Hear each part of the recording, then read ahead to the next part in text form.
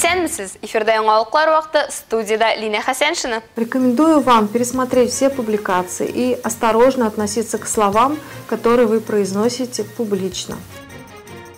Ялган мәгълүмат тараткан өчен җинаять җаваплылыгы турында закон үз көченә керде.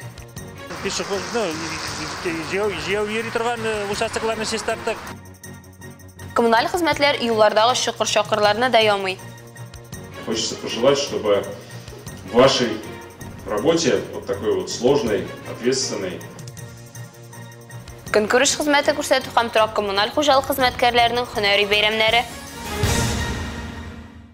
Дәүләт Думасы Россия армиясе гамәлләре турында белә торып, ялган мәгълүмат тараткан өчен җинаять җаваплылыгы турында закон кабул итте. Аны Федерация Советы хуплап президент имзалады.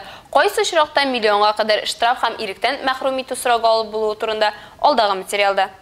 Яңа статьялар 5 мартта үз көченә керде һәм алар социаль челтәрдәге пост авторларына, комментаторларга, агитаторларга һәм акцияләрдә катнашучыларга кагыла.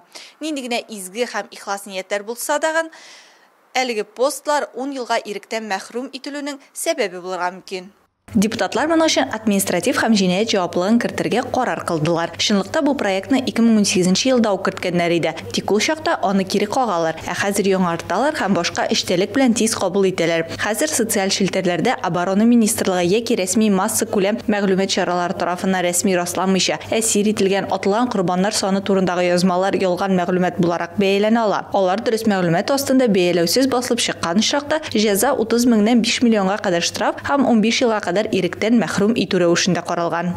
Также внесены поправки. Шулай Россия Федерациясе җинаять кодексының 283 маддәсенә үзгәрешләр кертелде. Алар гражданнарны яклау, халыкара тынычлыкны һәм иминлекне саклау максатларында Россия Федерациясе кораллы көчләреннән файдалануына дискредитацияләүгә юнәлдерелгән ачык гамәлләр өчен җәзаны күздә тота. Җәза 100-дән 500 мең сумга кадәр штраф яки 5 елга кадәр иректән мәхрүм итү рәвешендә каралган. И лишением свободы до 5 лет.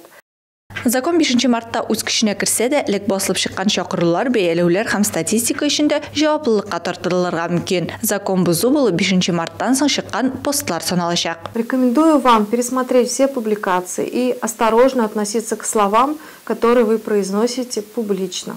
Алсу Нуриева, Айдар Кабиров, яңалыклар вакыты, Луч Әлмәт телекомпаниясе. Яз кояшы көннән-көн турырак карый, ныграк җылыта башлады. Шулай да әле калабызны кардан арындыру юнәлешендә эш һаман дәвам итә. Шуңа өстәп коммуналь хезмәтләр юллардагы чокыр-чакырларны да ямауга кереште. Теманы Рәдифә Нугманова дәвам итә.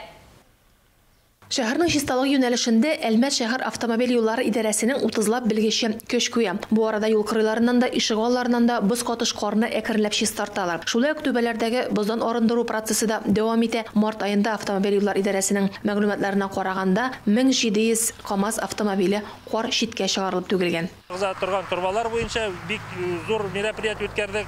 118 турбаның башларын ачтык һәм су үтсен өчен җайланмалар куйдык.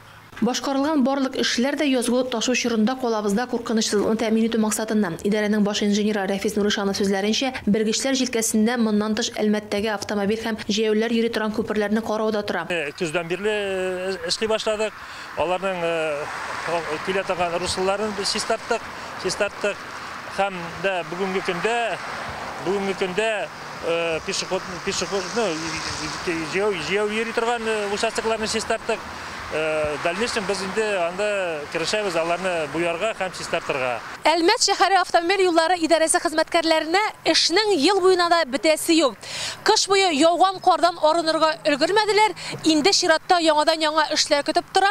Ул да булса юлларны ямау һәм тукталыш павильоннарын тәртипкә китерү. Тукталыш павильоннары безнең Әлмәт шәһәрендә 230 штуктан да артыграк.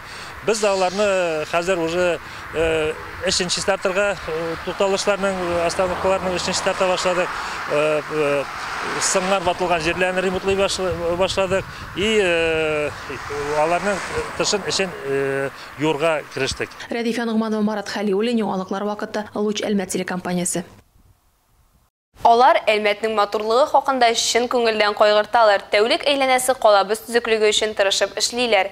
Нефтче мәдәният сараенда көнкүреш хезмәте күрсәтү һәм торак коммуналь хуҗалык хезмәткәрләре һөнәри бәйрәмнәрен билгеләп үтте.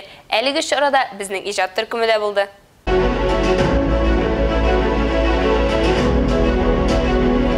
Безнең өчен җылылы, газ, су кебек коммуналь уңайлыклар күптән гадәткә керде инде. Бу гаять зур хуҗалыкның тотрыклы эшләвен тәэмин итү турында уйланмыйбыз да. Торак коммуналь хуҗалык хезмәткәрләре көне уңаеннан тантаналы чарада район башлыгы Тимур Нугуманов әлеге өлкә хезмәткәрләрен бәйрәм белән шәхсән котлады. Вот эта ваша профессия, она такая очень созидательная. Надо сказать, что вы все, что вы делаете, это всегда делается именно для людей, ради их комфорта. Хочется пожелать, чтобы в вашей работе, вот такой вот сложной, ответственной, всегда присутствовал все-таки позитив, почаще вы слышали благодарности. Ул бөтен әлмәт исеменнән җаваплы, катлаулы, һәр вакытта да рәхмәтле булмаган, әмма ышанычлы һәм мөһим хезмәт өчен рәхмәт белдерде. Алдынгы хезмәткәрләрне Татарстан Республикасы төзелеш, архитектура һәм торак коммуналь хуҗалык министрлыгының, шулай ук Әлмәт муниципаль районы советы һәм башкарма комитетының мактау грамотлары һәм рәхмәт хатлары белән бүләкләделәр.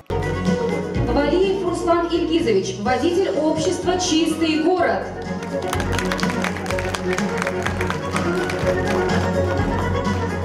Альбина Халилова бу өлкәдә 20 ел эшли. Эшемнән бик канәгать, иң мөһиме кешеләргә ярдәм итә алуым ди. Мы совместно с жителями хорошо общаемся, они идут на встречу. Без халык белән яхшы аралашабыз. Бездә гомуми төркемнәр һәм сайтлар бар. Алар проблемалар турында диспетчерларга яки шәхсән миңа шалтыратып әйтә. Без әлбәттә гаризаларны үтибез. Диспетчерам мы эти заявки совместно выполняем. Концерт программасы вакытында шәһәр һәм районның солистлары һәм иҗат коллективлары торак коммуналь хуҗалык хезмәткәрләренә һәм кунакларга үзләренең музыкаль бүләкләрен тапшырды.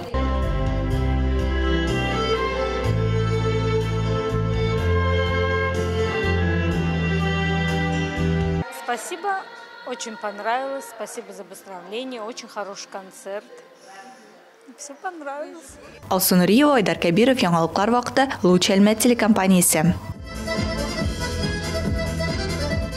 Қолабызда ширкәү, дәүләт һәм җәмгыятьнең аеклык һәм иҗтимагый сәламәтлекне ныгытуда партнерлыгы фәнни-гамәли семинары узды. Әлмәт районы иҗтимагый оешмалары әгъзалары әлеге семинарның тыңлаучылары булды. Сәламәт яшәү рәвеше активистлары профилактикалауның төп чарасы итеп рухи ярдәм бирүче әңгәмәләрне тәкъдим итте. Нам приходят люди, и мы даем инструменты. Безгә килүче кешеләргә без аеклыкны саклап кайтарып була торган кораллар бирәбез. Кулланучыларның бөтенесе дә минем белән элемтәне сакламый. Те, кто пользуется, сохраняют контакт со мной. Активистлар үсеп килүче буын белән дә шөгыльләнә. Алар мәктәпләр буенча йөреп яшьләрне начар гадәтләргә бирелмәскә агитацияле. Отзыв очень хороший. То есть я просто спросил, как влияет, есть какие-то положительные сдвиги на поведение детей. Кире элемтә бик яхшы, мин ничек тәэсир итә, уңай үсеш, эшебездән файда бармы дип сорадым. Администрация бик яхшы җавап кайтарды. То есть какие-то замечания, может быть, то есть толк вообще есть от нашей работы или нету. Администрация очень хорошо отозвалась. Соңгы 10 ел дәвамында бәйлелекләре булган кешеләргә һәм алкоголизмны профилактиклауда ярдәм итүче Рус православие ширкәвендәге оешмалар саны берничә дистә тапкыр үзгәргән. Если в 2009 году было 20 таких организаций, то сегодня их более 600. 2009 елда 20 меңдәй оешма булса, бүген алар 600-дән артык. Аларның эшчәнлегендә 7 меңнән артык белгеч һәм волонтер катнаша. В деятельности этих более чем 600 организаций участвуют специалистов и волонтеров более 7 тысяч. Ә хәзер кыска вакытлы рекламага бүленәчәкбез. Аның артыннан ук безнең эфирдә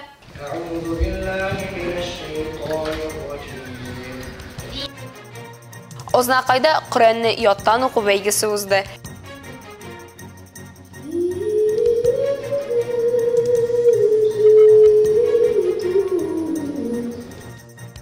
Әлмәттә Татар драма театры чираттагы яңа спектаклен тәкъдим итте.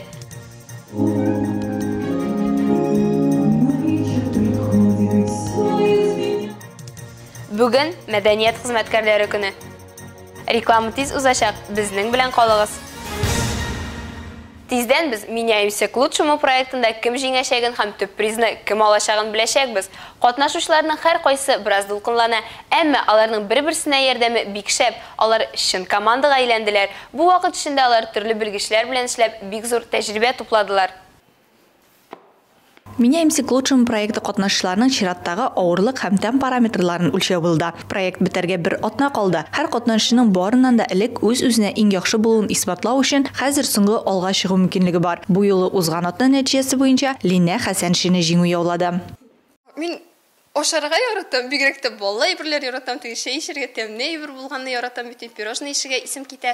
Шуңа күрә теге үземне нәрсәдер шикләдем дип әйтү дөрес булмас. Менә спорт белән шөгыльләнү безнең тренировкаларга йөрү файда бирә. Шулай ук мин йөгерергә яратмыйм, йөзә белмим, йөгерергә яратмыйм, әмма җәяү йөрергә бик яратам.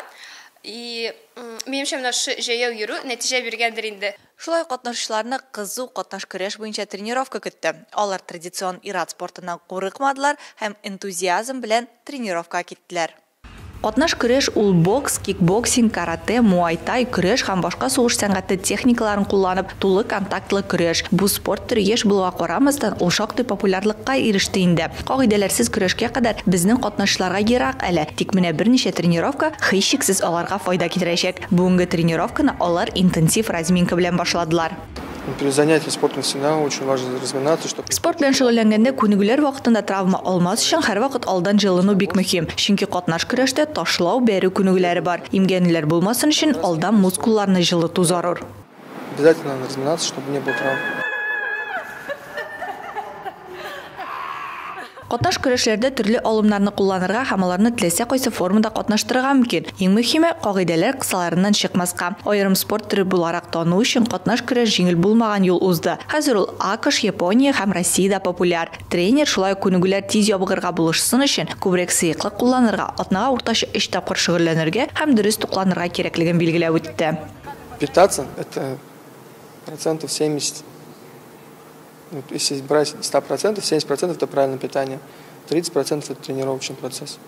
А если неправильно питаться и тренироваться, нам ничего не получится. Физик күнегүләр кәефне күтәрергә һәм стрессны бетерергә ярдәм итә. Әмма катнаш көрәш бу өстенлекләрне көчәйтә. Стрессны чыгарып, сез үзегезгә берничә ел гомер бүләк итәсез. Чөнки йөрәк кан тамырлары авыру белән авыру мөмкинлеген киметәсез. Катнашучылар буенча да нәтиҗәләр тышкы һәм эмоциональ яктан да күренә. Мин спорт белән студент вакытыннан ук шөгыльләнгәнем юк. Эшкә кергәч вакыт юк. Эш күп. Һәм проектка бик зур рәхмәт, чөнки минем тормышыма спорт янәдән кайтты. Бүген мин бүтән начар эмоцияларымны грушыда чыгардым. Катнаш көрәш чыннан да ябыгырга теләүчеләргә бик яхшы туры киләчәк. Монда сез күбрәк мускулларны һәм кискен хәрәкәтләр кулланасыз. Бу үз чиратында күбрәк калорияләрне яндыра. Алсынуриева, Айдар Кабиров, Яңалыклар вакыты, Луч Әлмәт телекомпаниясе. Азнакайда Әсләм Шакиров истәлегенә Коръәнне яттан уку бәйгесе узды. Әлеге чарага Татарстанның барлык районнарыннан һәм чит өлкәләрдән кунаклар җыелып, бәйгедә 6 яшьтән 40 яшькәчә булган иратлар катнашты. Толырак алдагы материалда. Азнакайда быел 5-нче тапкыр Коръәнне яттан сөйләү буенча Әсләм бәйгесе үткәрелде. Аны Республика Диния нәзарәте, Азнакай мөхтәсибәте ярдәме белән Әсләм Шакировның рухына багышлап, уллары, гаиләсе оештырды. Иншалла, менә үзебезнең Азнакай җирлегенә дә бик олы бәйрәм бу. Моны күбез аңлапына бетерми, чөнки бу бик олы нур китерүче һәм дә безгә бәрәкәт китерүче конкурслардан. Мондый конкурслар ул бик сирәк уза. Һәм дә безнең җирлектә моның узуы республика күләмендә. Моның өчен һәрберебез аңлап, моны санлап, шунда катнашырга тырышып, үзендә әле ният бар, менә оештыручы гына түгел, катнашучы булып та ике җүскә керергә дип. Бәйгедә төрле төбәкләрдән килгән 50-дән артык кеше катнашып, Коръәнне мәкамле һәм дөрес белү буенча осталыкларын күрсәттеләр.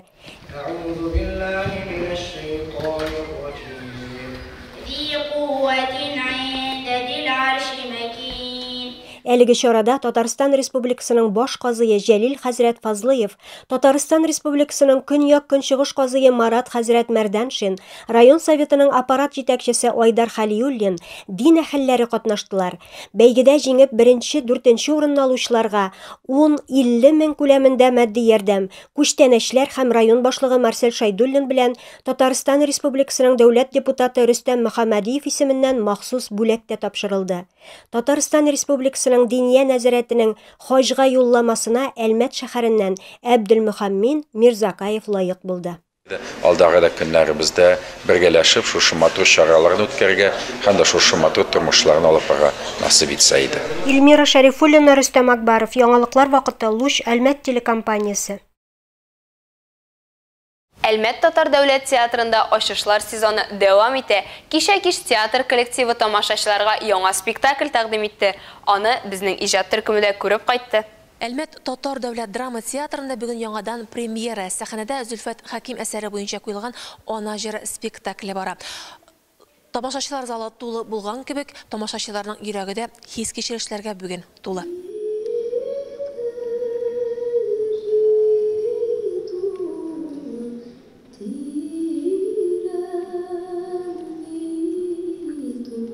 Мөлдереп тулмаслыкта түгел шул. Сәхнәгә күтәрелгән тема кайчандыр әнисеннән одашып урыс мөхитендә милли аңын саклап калган татар егетенең язмыш мисалы. Балалар йортындагы 3 яшьлек сабый бәхетле очрак белән генә вакытлыча эшкә килгән татар хатынының гаиләсенә килеп эләгә. Кайчандыр әнисе көйләгән җыр сабый йөрәгендә уелып калып, аны караңгыда одаштырмаучы маяк кебек туган ягына алып кайта. Үткәне юк, милләте юк, ни бары күңелдә сакланган ана җыры гына.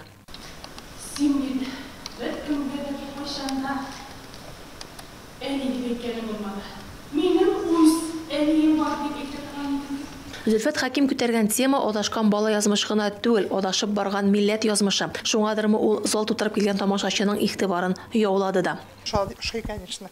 Әзрәк күз яшьләр дә чыгып алды башында. Барсы да бар инде. Үзеңнең тормышыңны уйлап аласың. Ул бит язмыш бит, ул бөтен кешенеке дә төрлечә инде, китап язарлык. Без авылдан даже килдек бу спектакльгә, беренче спектакль булгач. Бик матур спектакль, безгә бик ошый, Аллага шөкер. Зөлфия һәм Агиз Галиевлар Әлмәт районына Таҗикстаннан әйләнеп кайткан. Үзләре инде әби-бабай булган якташларыбызның әти-әниләре читкә яшьли чыгып киткән булган. Шулай да туган җирнең тарту көче, сагыну, җирсү үзенекен эшләгән. Бүген алар тарихи ватанында. Шуңа күрә театрда күтәрелгән тема аларга да якын, кадерле. Шу спектакль бик ошады менә. Кешеләр бик күп килде хәзер.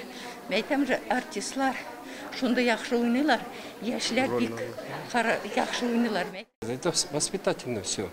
Свой родитель вот ищет. Это трогательно очень. Он свои корни хочет найти, откуда он именно. И вот он даже вот чувствует так, что он будет гордиться, что он татарин. Спектакльне сәхнәгә Ильяс Гараев куйды, инсценировка авторы да ул. Рәссам Алан Саймин, хореограф Алина Мустаева. Төп рольдә Әлмәт театрында беренче сезонны эшләүче Айгиз Фәттахов. Рахман ролен ул йөрәге аша уздырып уйнады төсле. Шундый җаваплылыктан туган каушавы да үз герое халәтен чагылдырган сыман табигый барды.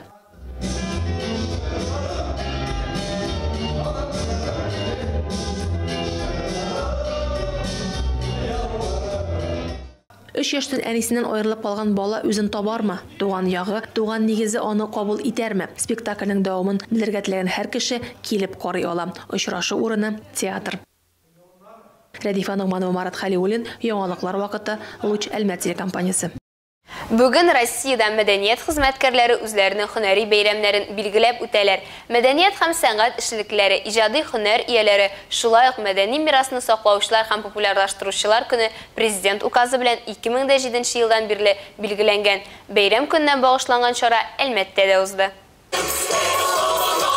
Мәдәният хезмәткәрләре дигәндә мәдәният һәм сәнгатьтә, кинематография, полиграфия, китап бастыру, масса күләм мәгълүмат чараларында, спортта, туризмда эшләүче һөнәр ияләрен атыйлар. Бүген һөнәри бәйрәмнәрен мәдәниятне саклаучылар һәм булдыручылар, музей һәм китапхана хезмәткәрләре, театр һәм концерт оешмалары эшлекләре, мәдәният йортлары, шәһәр һәм авыл клублары белгечләре, үз эшчән сәнгать коллективлары билгеләп үтә.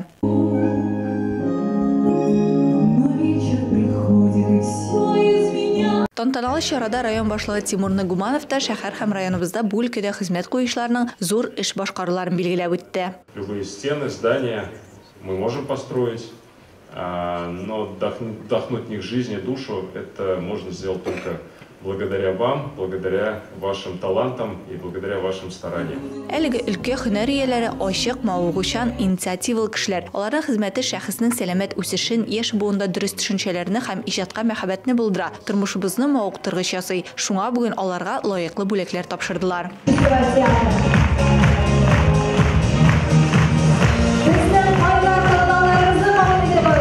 Айрат Мифтахов Әлмәт Татар дәүләт драма театрында хезмәт итә. Аңа мәдәнияттәге казанышлары өчен күкрәк билгесе тапшырдылар. У меня сейчас сердце вырвется наружу, я не знаю, как передать эти эмоции.